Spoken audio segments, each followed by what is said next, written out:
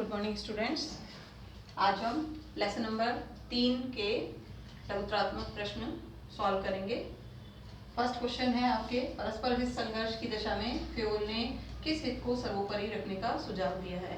ये कंपनी में हमने पढ़ा है, ये जो आपका सिद्धांत है नंबर 6 सिद्धांत, संगठन के हितों के जो ऊपर व्यक्तिगत हितों का समर्पण, इस सिद्धांत को इसमें बताया जाएगा। क्योंकि इस सिद्धांत में ये बताया गया है कि अगर कंपनी के सभी लोगों का हित हो रहा हो किसी काम में, और उसके बजाय किसी काम में अगर एक व्यक्ति का हित हो रहा हो, यानी एक व्यक्ति को फायदा मिलता हो, तो उस काम को करना चाहिए जिससे सभी लोगों का फायदा हो। तो ये आपके जो सिद्धांत दे रखे हैं फ्योल के 14, उनमें से छठा जो सिद्धांत है उसमें आपको जो यहाँ से किसी संगठन में से लेकर के त्याग होना चाहिए तक आंसर देना है। इसके बाद है दूसरा, अधिकारों के भारार्पण संबंधी निर्देशात्मक सुझाव हेतु हेनरी फ्योल ने कौन से सिद्धांत में नीति बताया है। यानी अधिकारों के भारार्पण यानी अधिकारों को सौंपने से संबंधित जो है वो कौन सा सिद्धांत है, तो वो सिद्धांत है अधिकार एवं उत्तरदायित्व का सिद्धांत। इसके बाद जो तीसरा है आपके, हेनरी फ्योल की प्रसिद्ध पुस्तक के अंग्रेजी संस्करण का प्रकाशन जो है वो अमेरिका में कब हुआ। तो हेनरी फ्योल ने जो इनकी बुक लिखी गई थी एडमिनिस्ट्रेशन एट जनरल, उसका जो है उसको इन्होंने फ्रांसीसी भाषा में लिखा था, और फिर बाद में इसका जो अमेरिका है वहाँ पर इसका इंग्लिश अनुवाद किया गया, और इंग्लिश अनुवाद किया गया सन 1949 में, यानी 1949 में। फोर्थ क्वेश्चन है, फ्योल ने प्रबंध समस्या के शोध कार्य हेतु औद्योगिक संगठन की जो समस्त क्रियाएं हैं उनको कौन से 6 वर्गों में विभाजित किया है। तो ये मैंने आपको नोट्स में कराया हुआ है। आपके जो फ्योल की क्रियाएं हैं वो 6 भागों में डिवाइडेड हैं, जिनमें तकनीकी क्रियाएं, आपके वाणिज्यिक क्रियाएं से लेकर के और प्रबंधकीय क्रियाओं तक 6 बिंदु दे रखे हैं। ये 6 के 6 बिंदु जो है हेडिंग सहित इसका आंसर होगा।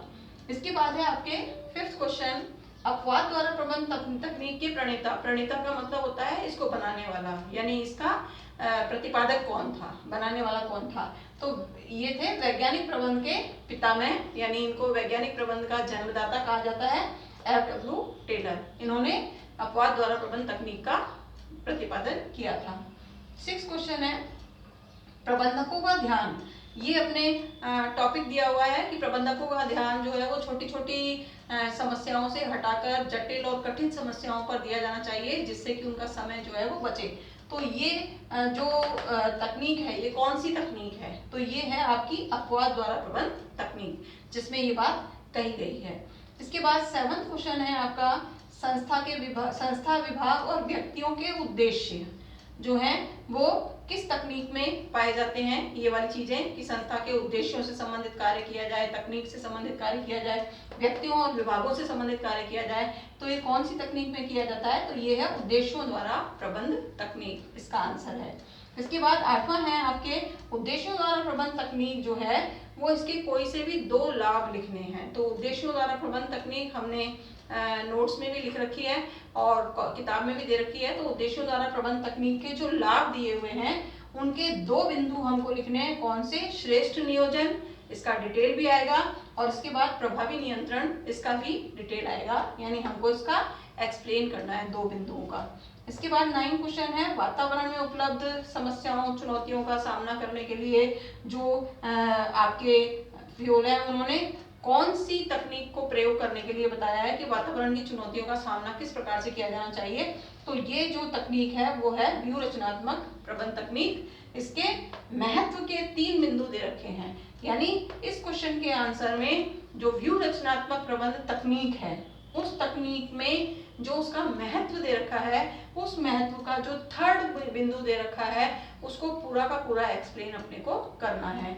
ये अपने लेसन नंबर 3 के अति लघु और लघुत्रात्मक प्रश्न हमारे पूरे हो गए हैं। इसके बाद अगले उसमें हम लेसन नंबर 4 के क्वेश्चन आंसर करेंगे।